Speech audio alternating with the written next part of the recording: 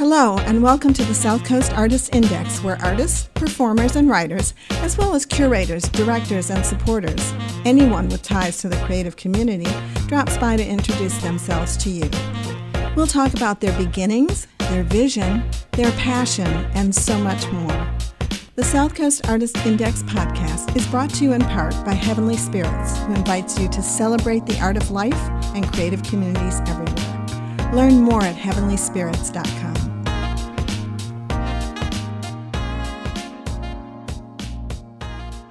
Hi, this is Ron Forty with another episode of the In Focus podcast, brought to you by the Artist Index and graciously supported by Heavenly Spirits Imports. And today is really an epic day. It's an epic podcast. There are more characters on this one podcast than we've ever had before. And I'm also going to preempt it by saying that I'd like to have each one of these gentlemen, a term which they probably use loosely, but I will to have these gentlemen come back individually to talk about their own individual careers. And without further ado, I'm going to have I just self-appointed him the leader of the band, although he hates it, and he's using his pseudonym, but he'll reveal who he is at some point. And Gaston Jethro, take it away. Why, hello. Thank you, Ron, for having the Jethros be a part of this podcast this evening. I'm hardly the leader of a band. We are one group of great talented individuals, I would say. My name in the band is Gaston Jethro, but my actual name is Matthew Ryckebusch. I play the bass, and I'd like to introduce my fellow bandmates. There's Rufus Jethro, Boney Jethro, and Homer Jethro, respectively Rick Smith, Jonathan Danforth, and Tom Allen. Excellent. And we also have another member who's not with us on the Zoom today, Skillet Jethro. His actual name is Greg Motta. He plays the drums. Will he be joining us at any point in time? We are hoping so. Okay. We hope so. All right. This is almost It's worth pointing out that even if Matt claims he's not the leader, it's worth pointing out that the bass player is the person that ends up doing the things that no one else wants to do. So that's why he's introducing all of us. Well, I got to make the check out to somebody too. That was another thought that I had. But anyway. Well, then I am the leader, actually. Oh. So, okay, let's go back now. What's interesting about Matt, or AKA Gaston, I like saying it that way. What's great about your situation is that you came in after everybody else. And we were talking about this before we started recording. You're like a fly on a wall. You have a different perspective of them. They were already almost fully formed, so to speak, when you came about. Yes. So tell us what you think.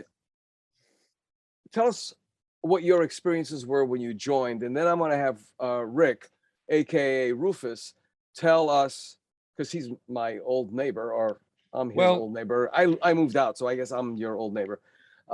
And he can give us a little perspective from day one. So you're coming in at day 75 one thing million. About the band, I think in many ways we've been brought together by proximity and friendship.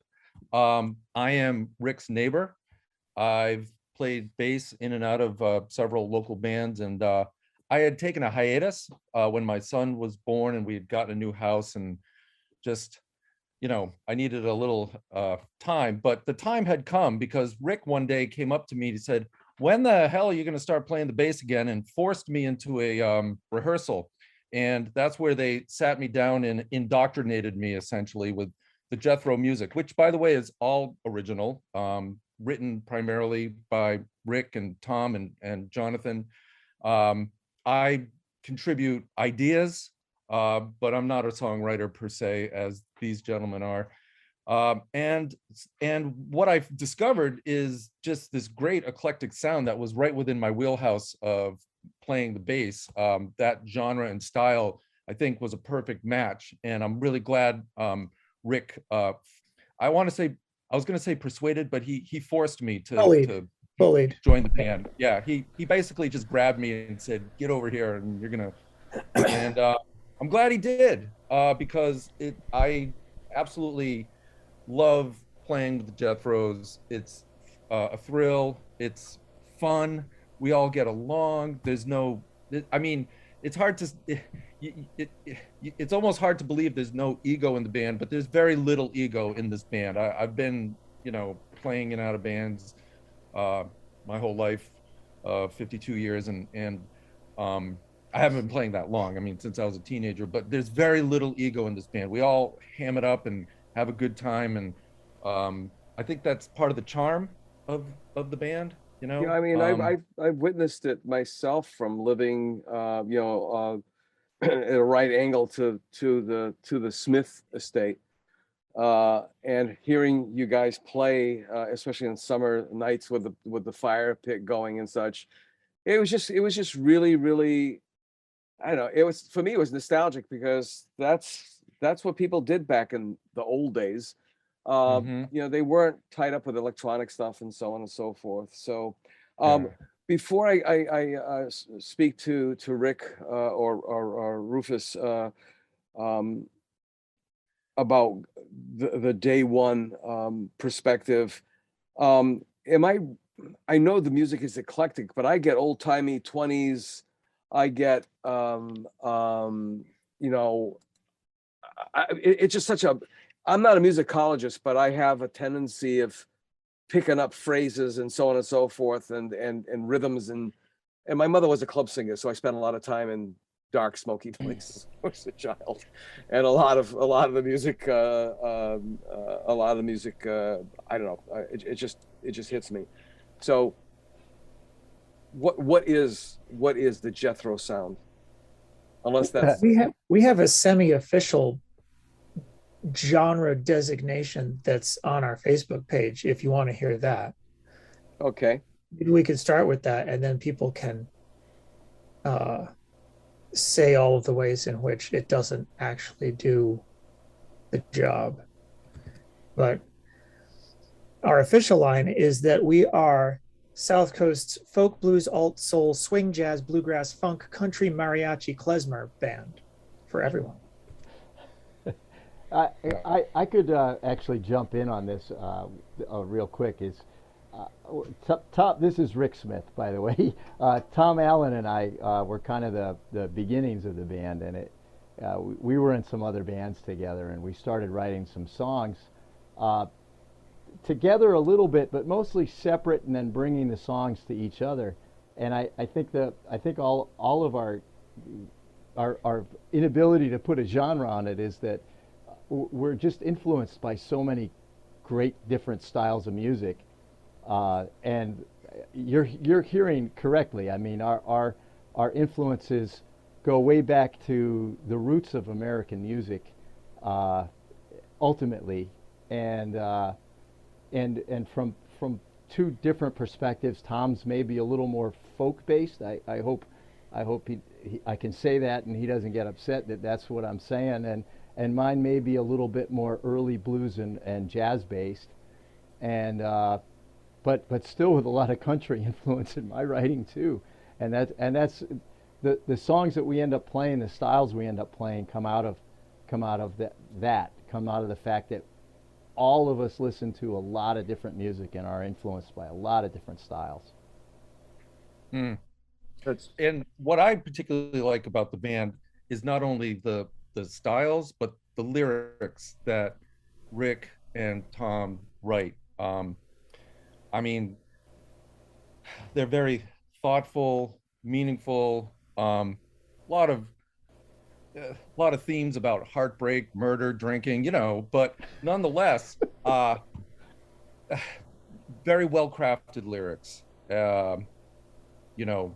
So that's what I particularly love about the music we play. The eclectic nature of it, for me, is well, I mean, my playlist runs the gambit from you name it. And then I've got a comrade in arms, a friend, fellow artist, Don Wilkinson. His playlist, my God, I mean, it's like, and he's introduced me to shiny ribs. My God, I'm so hooked on shiny ribs right now, and I think the point is that you guys aren't processed, you guys aren't packaged. You're still kind of raw, and I mean that in a positive sense. Everything's so processed, everything's so packaged, everything is so plastic, unfortunately. And then there's you. Well, I'll use the local vernacular. Then there's yous guys. It's a real honest processing. The antithesis of processing. It's raw in a good sense. It's fun because I remember saying, where are they gonna go to now? I do wish you guys had a squeeze box player. I always thought you really need to have an accordion or a concertina or some squeeze box player, because I thought, oh my God, that would totally round you guys out. Tom's been talking about that for 15 years at least. Yeah. Oh yeah. That's definitely the next in. No, yeah. We'll know we found the right one someday. Yeah. Well, right. Yeah. Well, you know what? You just got to put it in your mind that you're going to find when the universe will provide it. You'll find it in the strangest place. Well, we never intentionally came up with this orchestration, right, for the band. The band is orchestrated around the members of the band and what they play. Mm-hmm. It's not like we searched out a fiddle player and a trumpet player. The band is built around the personalities, and then the songs come out of that. Yeah. Oh, very much so. I mean, I've written songs that were strictly written for a trumpet part, or fiddle part, and I wouldn't do that if those guys weren't in the band. Yeah. I often find my writing is geared towards a particular member of the band. A new song is geared towards somebody else. Every time, for instance, when Matt joined the band, I had a bunch of a period where I wrote a bunch of new songs, and then when Skillet joined, when Greg joined on the drums, again another inspiration to write some new tunes based around the way he plays and what he brings. Yeah. It's an interesting concept. It's basically a collaboration band, or Very a collaboration group. That's fair. That's very fair. Taking some of the premises of jazz, of improv, and so on and so forth, where it could only be loosey-goosey, as some people would refer to it. It could only be loosey-goosey because you guys are professionals and you've known each other for such a period of time where when somebody's going to bridge over to something. You just can sense it. You just look at each other, and and there's that incredible cohesion that you just don't get anymore. I really don't think you get that kind of cohesion anymore. How many of you were in the Funky White Honkies? I know one of you were. I think just me. Just you? Yeah, I had Tom. Yep. Tom sat in for a gig one time. Okay. Because I dragged him along with me as this is 20 to 25 years ago when we were first getting to know each other. Yeah. They just couldn't find another guitar player for some reason.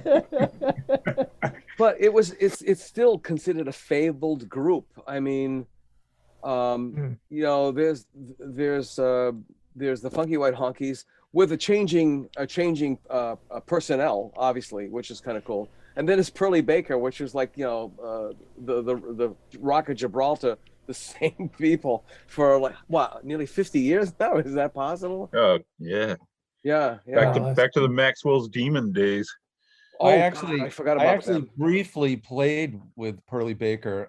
Ken Richards' mother is very close to my family, my father and my mother. And in fact, I can thank Ken Richards for some of the chops that I got today. He took me under his wing when I was young, when I was a teenager, and I did a few gigs with those guys back in the day. Well, I didn't know that. That's cool, Matt. Mm. Yeah. Oh, I love Pearlie. I love Kenny, and Mike and yeah, Mike, of course, Yeah. Mike Mahoney and yeah. Tim and the whole gang. Let me ask you. I mean, you have all been around other places, other spaces. There's something about this place, about the South Coast, about the epicenter is New Bedford, but the musical heritage of this city, along with its visual, heritage, visual arts heritage, is really kind of unique in so many ways. But with music especially, I mean, look, we've had Paul Clayton for folk. We've had just anybody in the Cape Verdean community. Oh yeah, the Not only have Tavares, Bobby Green. Yeah. I mean, yeah. not only do we have Antunes. um, Berkeley graduates, we have Berkeley faculty. Yeah. Right? Yeah. I have heard and Jackie Santos, for Yeah. example. And he's been playing out forever. I used to see him occasionally because I used to get my hair cut at the same place that he got his hair cut, and it was really, he was always on. I mean, he was a consummate performer, and I've heard this mentioned that I'd like to have it rectified at some point, that the Cape Verdean community of jazz musicians are the ones that created the modern jazz standard. That sound really emanated from this area, and to me, I mean, that's really interesting, because when you think of the Duke Ellington Orchestra, and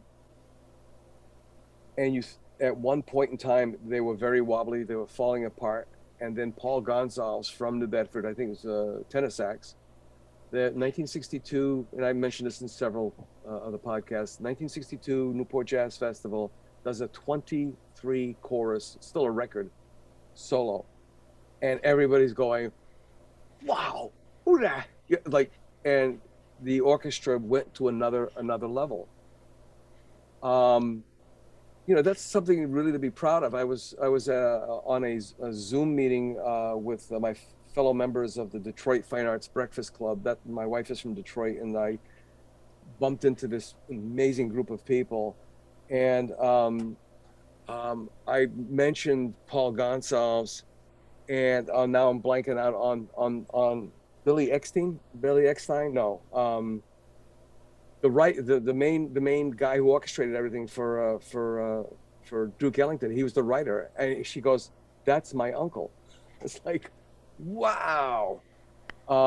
So that's kind of interesting. That's kind of interesting to see that. Yeah. I think also too, Triworks. Who could forget Triworks I think a lot of our audience, comes from that tradition actually too. The Maggie Triworks. Pearce. And we're so lucky to have an audience around here that we can support. I know it's in Fall River, but the Narrow Center and some of the venues, we don't exist in, we didn't just come out of nowhere. That there's a very eclectic vibe in this city, and people who are interested in hearing that music, and people who are interested in playing it. So we're very lucky that way. There's probably a lot of places where we wouldn't be able to have any place to play. Yeah. But to underscore that, I'd say, right, so musicians in New Bedford end up going to see each other quite a lot, right? So we often end up playing to other musicians, and it's a demonstration of what Rufus was just saying, that we typically have, right, people in our audiences that are Triworks people and jazz people and modern rock and punk people, right? If you want to bucket people like that, which we don't ever, but you know what I mean. Mm-hmm. But the fact is, all those people already knew each other. And I think that's the biggest underscore to what you're saying about the sort of the scene here, right? Yeah. The art scene in New Bedford is just phenomenal. That visual artists support performing artists support visual artists, everybody supports each other. We're really lucky to have this community. Absolutely. Visual artists are married to performing artists. Performing artists are married to. It's. There's so many couples that's got to say something else, and that's part and parcel about this whole podcast. It started off. I saw that ad that was put in the old Bowsprit Sunday magazine section of the Standard Times, and I saw Mary Jean Blasdale. I think she had about 150 names or something, and she's like, a birthday, a name, anything she needed. She got this list of people who were artists, and she wanted to memorialize them, put them in a directory, and that's exactly what we're trying to do here. By the way, this podcast is going to be archived in the Whaling Museum so that your great grandchildren, I don't know what kind of media they're going to be able to, what they're going to have back then, probably holograms, I don't know. It'll be implanted. Yeah, they'll be able to access this and check it out.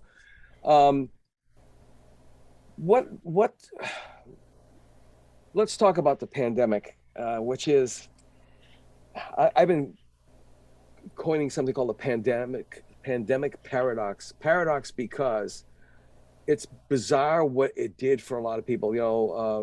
WGBH Public Radio Boston has a series called The Great Resignation.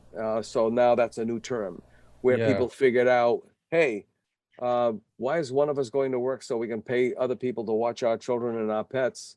Why don't we just stay at home and enjoy life, I don't think there was a paradox in our case. It threw us a curveball, and it didn't help us at all. We had some pretty good gigs lined up in Rockland, for example, the Folk Festival.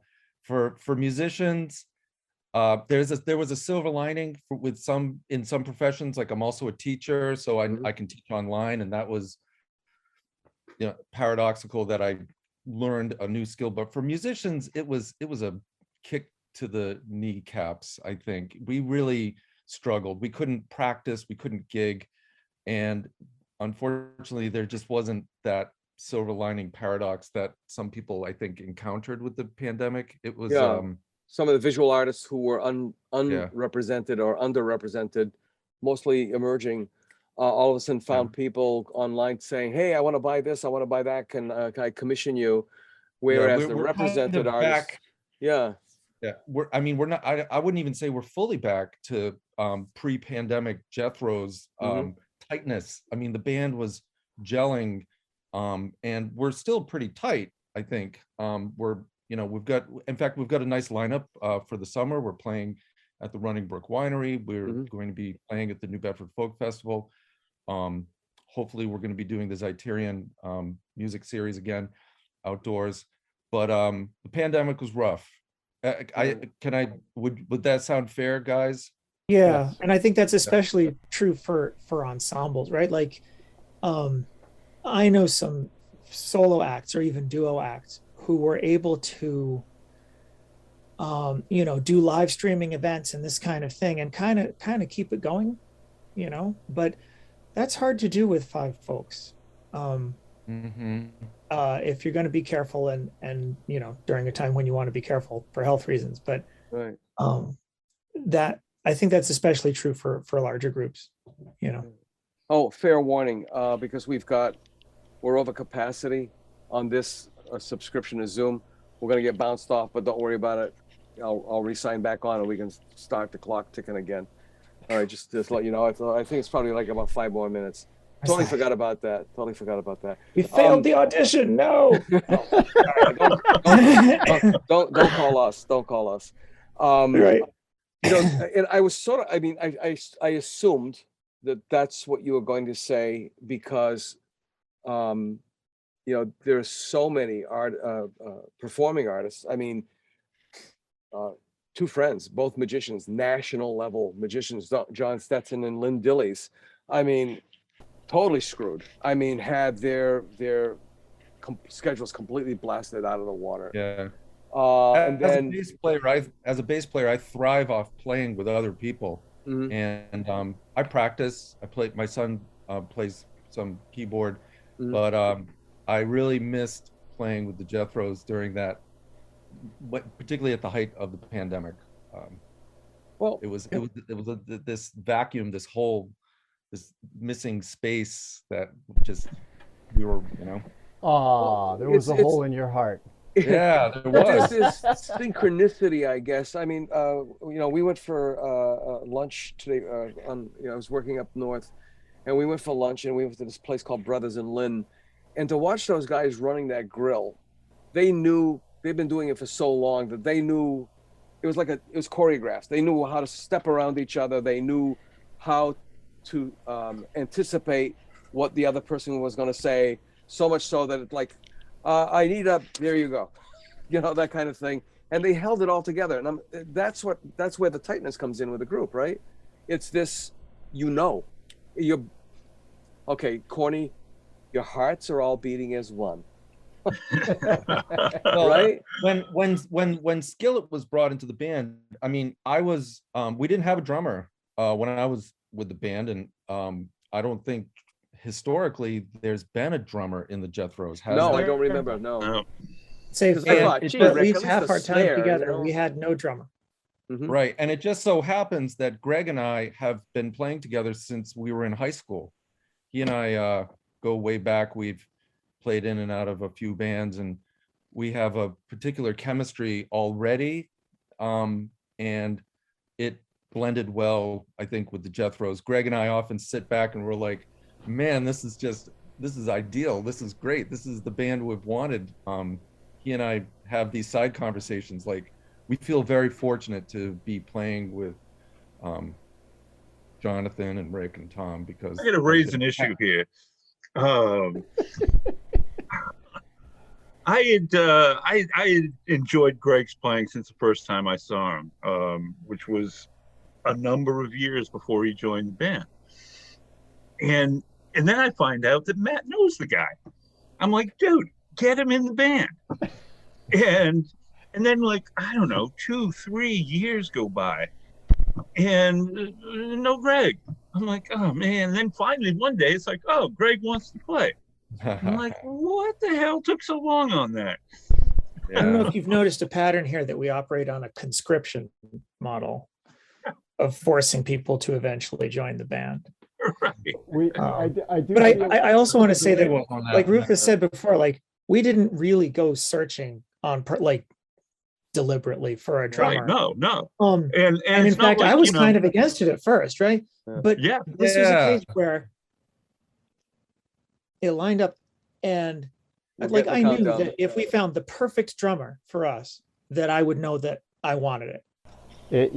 I want to say something about Greg and Matt too. I mean, it's funny that what Matt and Greg say about the rest of the band to each other. I don't know if they realize that we say the same thing about them. Yes. I feel like we have the best rhythm section in all of New Bedford. We're so grateful all the time. Absolutely. I think we were a good band before we picked up Matt and Greg. Now that we got Matt and Greg, I feel like we're a great band. Yeah, somebody contact Tom to let him know he can just jump back on. I just got speaking of Greg, I just got a message from him. He won't be here. I got that too. Hey, We'll I mean, just have to- we did pretty good when you consider. This. hurting cats and all. Yeah, it is definitely hurting cats, that's for sure. But if we can get Tom back on, that would be great. I'm starting to see. We talked about Matt's, fly on the wall kind of view coming in as one of the later members of the group, and then we talked about the possibility of a squeeze box player, accordion player, anything of that ilk, buttons and bellows, and I'm thinking, how long are you guys going to play together? Well, we all die sometime. Yep. When we die. That's it's interesting. It's there have definitely been times when there's been, especially I think me and Tom over the years. It's like we're married, because we're creating together for 20, 25 years. And there's inevitable personality conflicts. But it turns out we just love each other and make each other better. Yeah. And here comes Tom. Here Tom comes has a Tom. great don't tell him I said that. No, I was like, what were they talking about? It's being recorded. You were recorded. But, you know, Tom has a song called "Love Is Everything." Yeah, yep. And it's True. it's an acronym for lie. Love is everything. Well, and it's funny because one of my concepts about love is it's really all about trust. That's really what it's all about. It comes down to trust. And I think, not being a musician, but having been around other musicians and liking music and such, there is this incredible trust factor. You expect somebody to be at that point when they're supposed to be, not like, hey, somebody nudge them and wake them up. I mean, I'm dying over here. That's happened. But rolling back, when I asked you how long you expect it to play, it's almost like Albert Pinkham Ryder. And my art history teacher was a very erudite, very astute gentleman, Evan Firestone. It was at the then SMU. He went on to North Carolina, Chapel Hill, I think it is. And he talked about Albert Pinkham Ryder, now world famous New Bedford son painter, who had a pot of soup on his stove for like decades. Whenever it got to a certain level, he would just add more stuff to it, more vegetables, more broth, more potatoes, whatever. And that was the same pot of soup. He never threw it out. He never cleaned the pot. And this is what I'm getting a feeling about the Jethros, is that, we've been talking about buttons and bellows, with Ron. Maybe we ought to do it now. And it's like, what else we really need? But you don't force it. You just wait for, like, Good analogy. The universe. You should change your name to Old Soup. Yeah, it is a bizarre analogy, but No, but I love it. I'll bet that was really good soup too. It had to be. Yeah. I mean, the broth in that thing had to be. Those are the dregs on the bottom. Well, you put a little tomato base in there and it cleans that bottom right out. So the cycle begins again. But This would go in a totally different direction at a Jethro's rehearsal. Anyway. Yes, it would. Yes, it would. So what are your plans for tomorrow and the next day? Once and I'm going to be honest with you, I'm not being a pessimist, being a realist. I think this little bit of freedom that we've got with not wearing masks in the last couple of weeks is going to end probably in a couple of more weeks. The same thing happened with Delta. Remember, we thought we were out of the woods, we can go party, we can hang out at the Poor Farm, and oops, the cases start spiking again. But with that, specter still hanging there, what are your plans for the future? There's a couple of things that we kind of think about with that, right? One is, first of all, I don't know. None of us are doing this for a career, right? Nobody in the Jethros is counting on the Jethros having gigs in order to eat next week. And that makes a big difference. We have tons of friends who are professional musicians full time, and it's just that, right?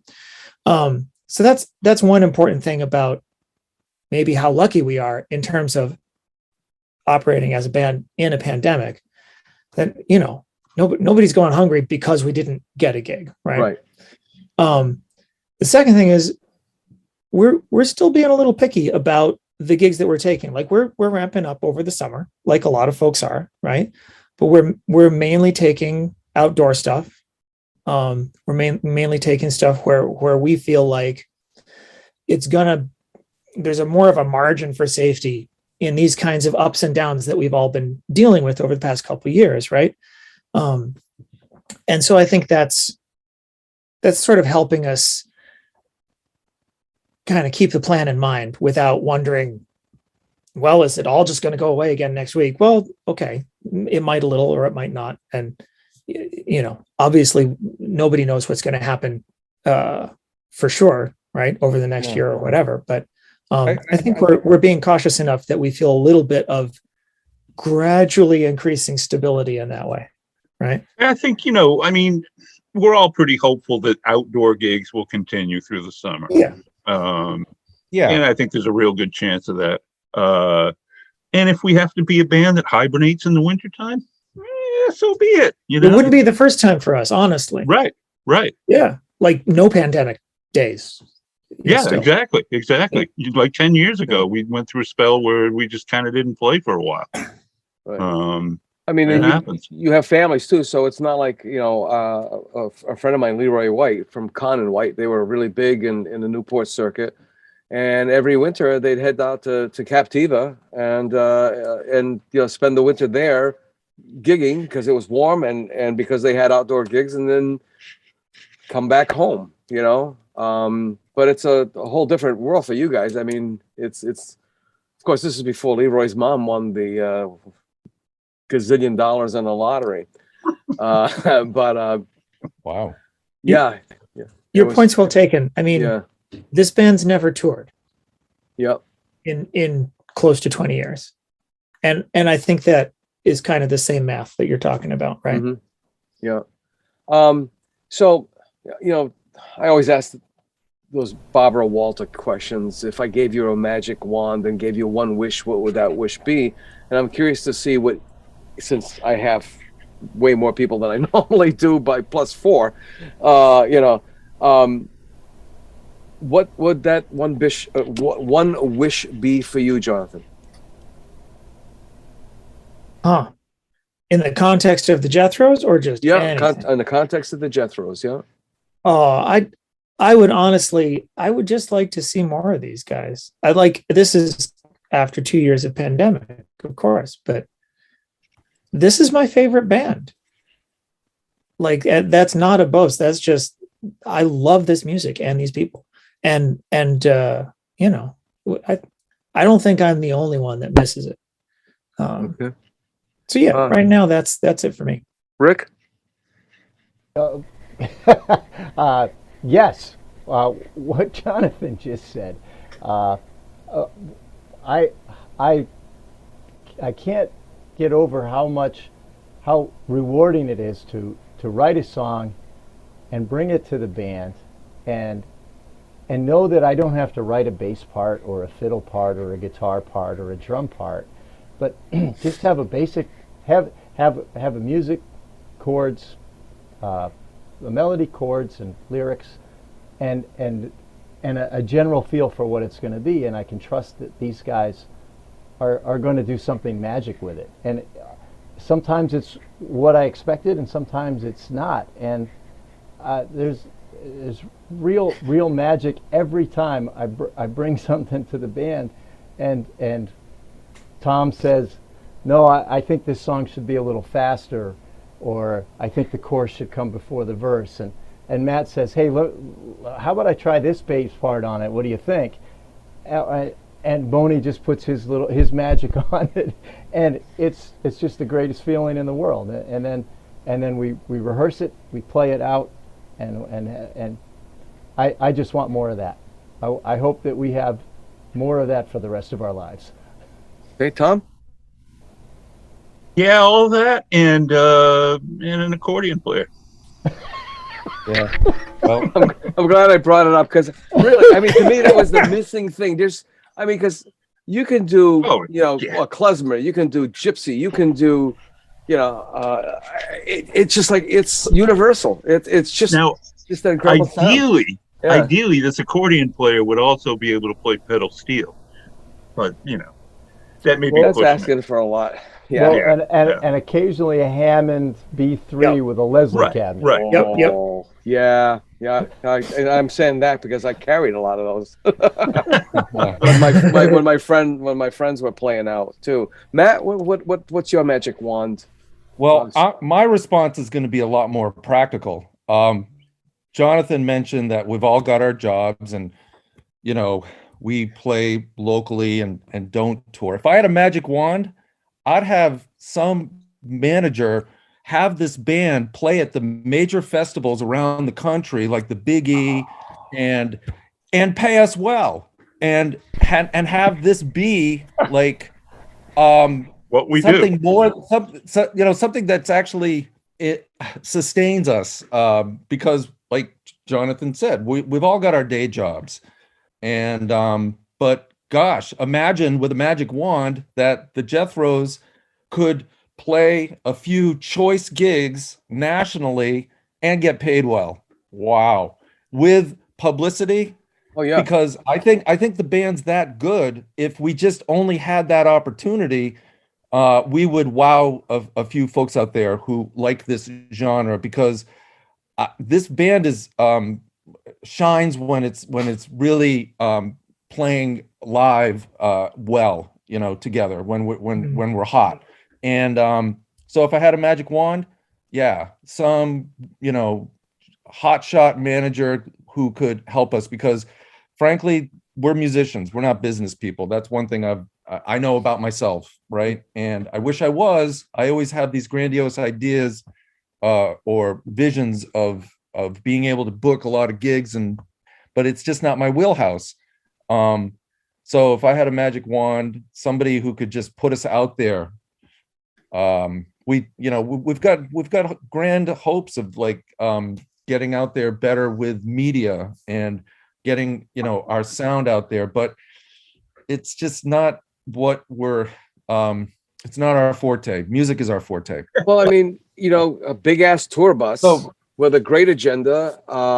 And look, there's a generation. I don't know if it's XYZ, whatever the generation is, but based on Scott Bradley's Postmodern Jukebox, these kids, and I can say kids because they're way younger than me, there's something that happened to this generation because they got so screwed with student loans. I mean, this is me putting on my old marketing professor hat back on. They got so screwed with student loans. They know that they never would ever be able to own a house. They would never be able to own a new car. They would never be able to go on a vacation. So they started looking at things. I think I had this discussion with Rick one day when I was, I'd be walking my dog through the neighborhood. This is when we used to have this little recycled buckets, the little blue things, the bins. And I would notice, I knew who our neighbors were. And I would notice that you've got young people, they're struggling like all young couples are. And I'm looking in these recycle bins and I'm seeing really good beer, empties. And I'm like, okay, why aren't they buying 30 racks of Coors, nothing in the glass with bubbles kind of beer? Pills. Yeah. PBR and those kinds of beers, like my generation did. And basically, I saw this pattern happening that, okay, if we can't get quantity, we're going to replace it with quality. And,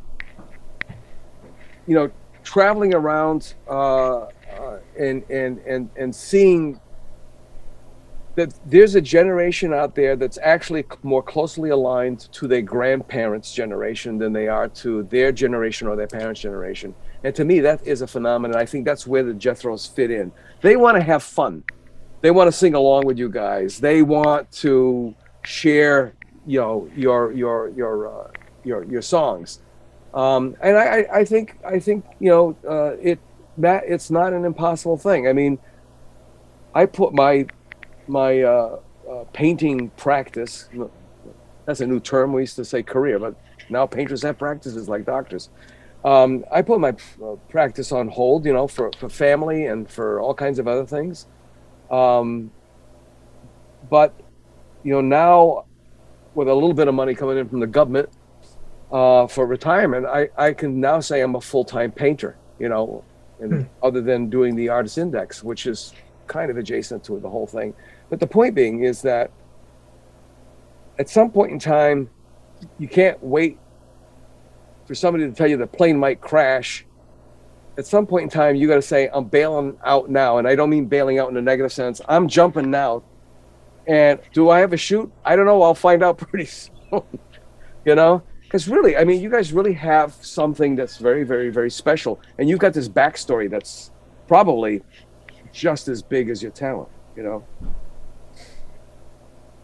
Well, and that brings me back to what I was wishing for before with my magic wand. I mean, imagine if all of a sudden this like summer, just a summer tour, maybe we could still hibernate in the winter, but where if it was copacetic with our day jobs, I'm a teacher, but gosh, That's like part of the have, magic, right? yeah, something, and that's another passion of mine. I, in fact, taught at the Berklee College of Music. I coordinated a international musicians program and loved that so much, coordinating jam sessions and whatnot. But yeah, I mean, if this band had somebody to make that happen for us, wow, it would be the proverbial bailing out of the plane kind of, and doing what we would love to do if we had the opportunity. Oh, okay. So we got to get an accordion player who's also a great manager. Yeah, right. And a pedal steel player. But we got to get along with him too.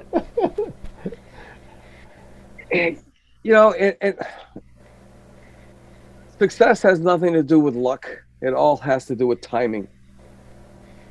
I really believe that that's super, super important. I mean, I remember, are you familiar with the Chieftains? I don't even know if they call them albums anymore, but it was a CD at that point in time. It was, they weren't doing vinyl. It was the Santiago album. Mm-hmm. Mm-hmm. Talk about out of the blue, totally unexpected. They're in Iberia. They're in Galicia. And they hear these guys like firing up the fiddles, and they're going, aren't they supposed to be like doing Spanish stuff? And then all of a sudden they realize the Celtic roots in the north of Portugal, the north of Spain, that it's all Celtic. And they're like, oh my God. And they dove into this thing, and the result was Santiago. Because there's this hidden musical heritage that they were able to put out in front of other people, just a thought. I'm up for a road trip. What would you say has been the high point of your success? And of course, success is a spongy word. For some people, it's just having fun and having this great camaraderie and these lifelong friends. Other people, it's making a few bucks. So, what's been the high point for you of your success individually or as a group? Well, I see hasn't happened yet. Well, good answer. Yeah, that's a very good answer. One thing I have noticed, if I can provide that fly on the wall perspective, we seem to be getting better time slots for the New Bedford Folk Festival. The Zeiterion has approached us for their music series. That wasn't happening when I first joined the band. So it seems like we're getting noticed. And if that's a definition of success, then that's what I'm seeing. I'm going to make a wild guess that the reason is that the powers that be, there was a generational shift.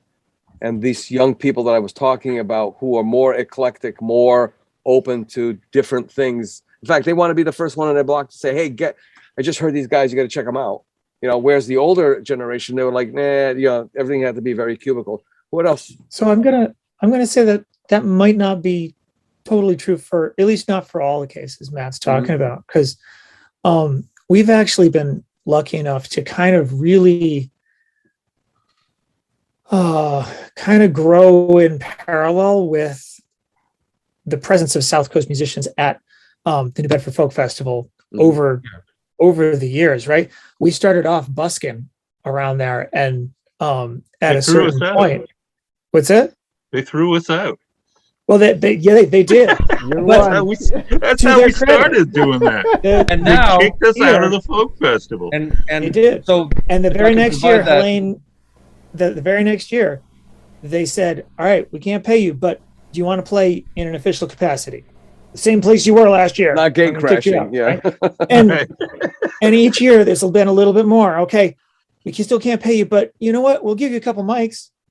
Okay, maybe you can put out a hat. okay, here's $100 to split between all 5 of you. Like, fine, right? Like each year has been a little, and now there's like a legit stage with a sound guy and everything, right? Yeah. It's most of the same folks involved in making a lot of those decisions about who's playing and when, as far as the folk festival goes, as it has been all along. But it's there's some degree of turnover, but a lot of the same decision makers are working with us there. That's probably one of my high points, honestly, is kind of working with Summerfest to see that local performer stage grow to be a really kind of recognized and promotable thing for the festival. I didn't, unlike a lot of these guys, I didn't grow up right around here. But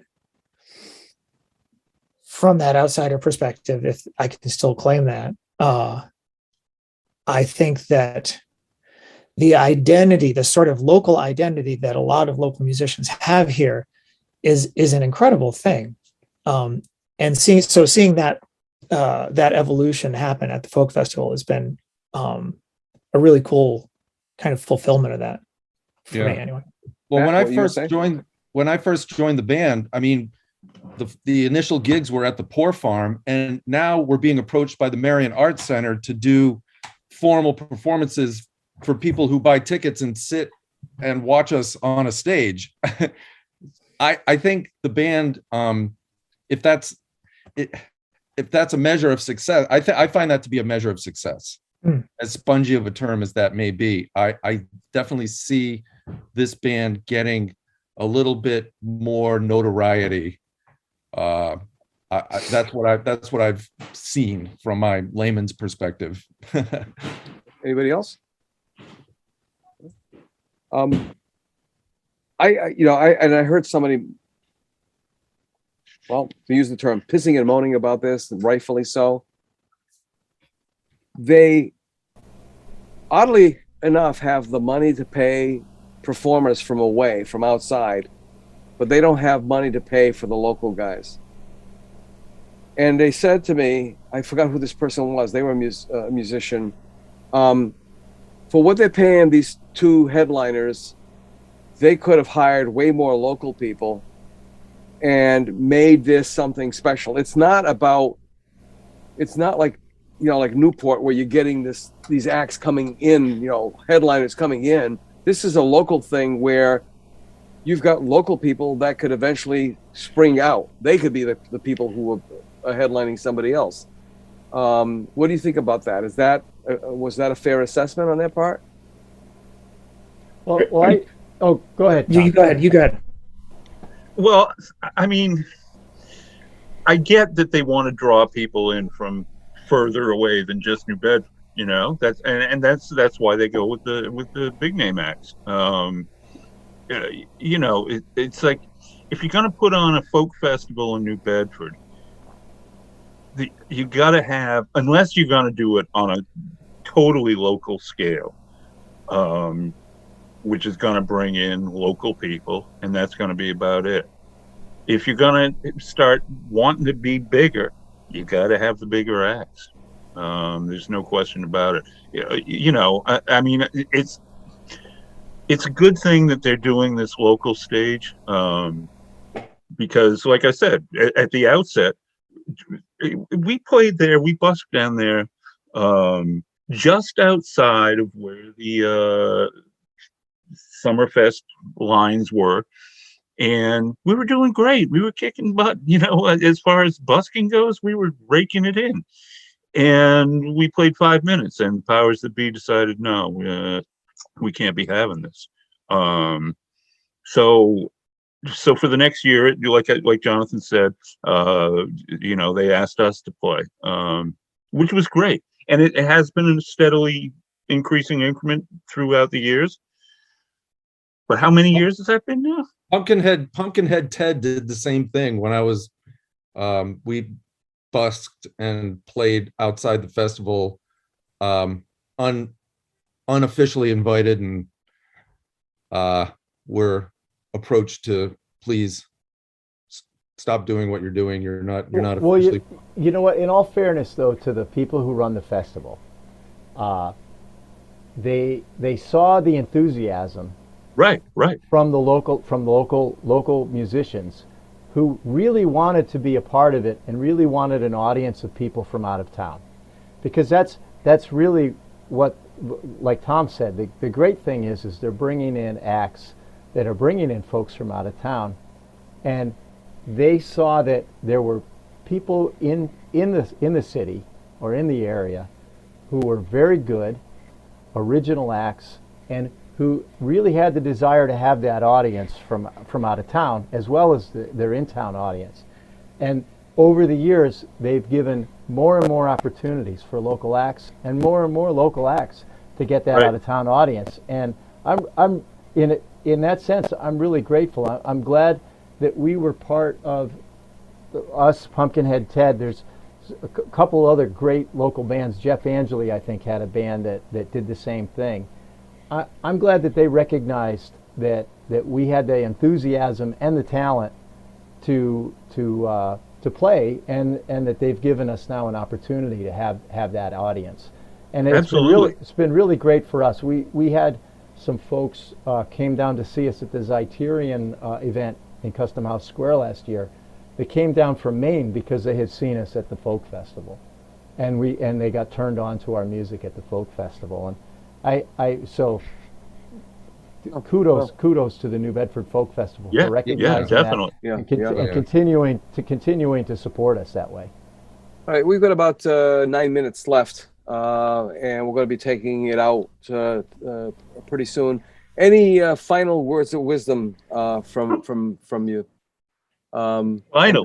It's like we've had words of wisdom already. You have. I think we're going to be. I think historically this is great. This is for the record. I mean, so the Jethros are going to be forever engraved in that history book that we're writing at the Whaling Museum.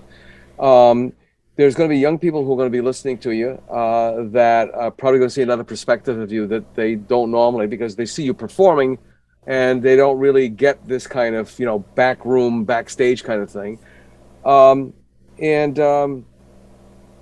And then there's a lot of buskers in town. I mean, the place is rife with performing artists here. It's just, I mean, we were talking about how there's visual artists and there's performing artists, and there's performing artists who are married to visual artists and vice versa. I mean, it's a jaw-dropping kind of a thing. It's almost an industry in itself. Of course, it's not, bringing in $22 billion or whatever that the scallop industry brings in, but it's still an industry.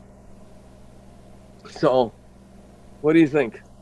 Well, I guess if I'm going to give any last words, it's my favorite part about the performing arts, about playing music, is the collaboration, and I feel very fortunate that I've found these dudes to play with and collaborate with all these years, and it's the greatest part. It's the greatest part about being a performing artist, I think, is that you don't work in a bubble. You're not on your own.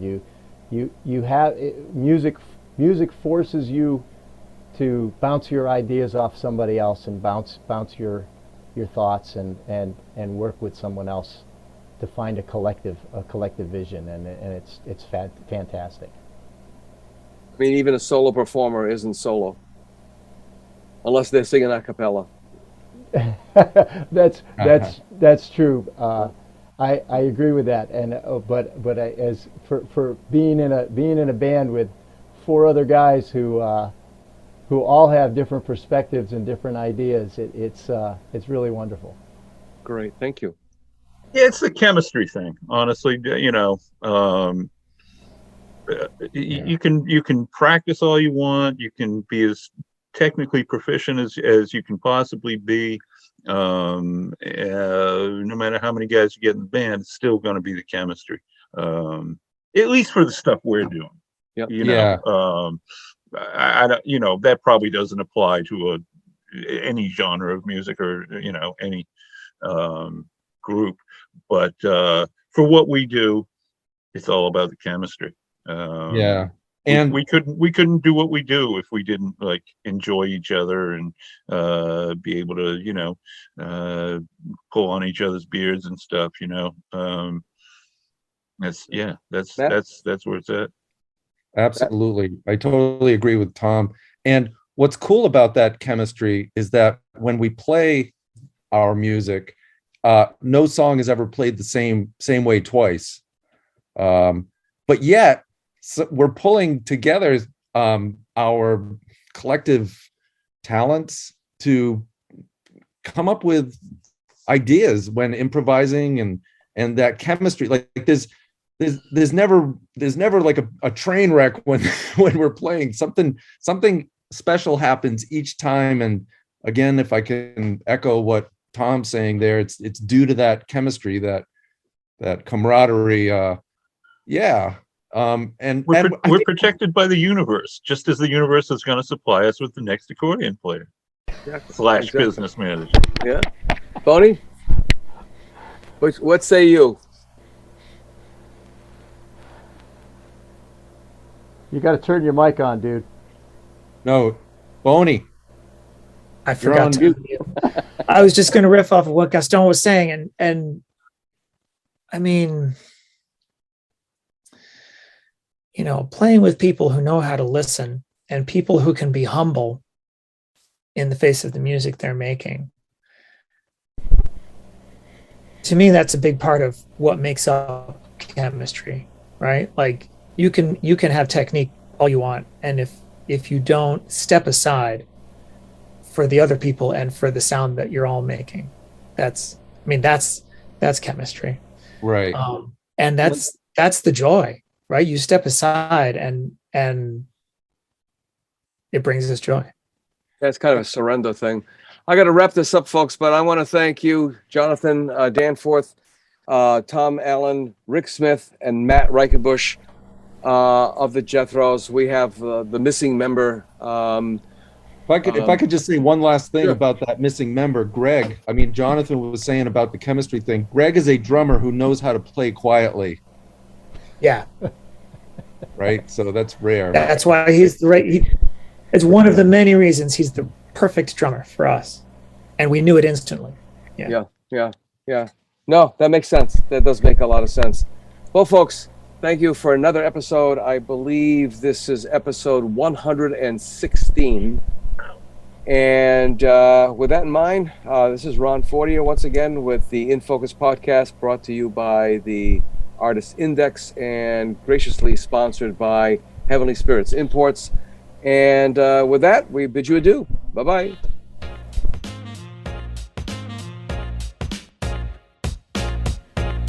We'll see you next week for another episode of the Southcoast Artist Index podcast. To learn more about the Southcoast Artist Index, visit theartistindex.com. Find us on Facebook, Instagram, and YouTube.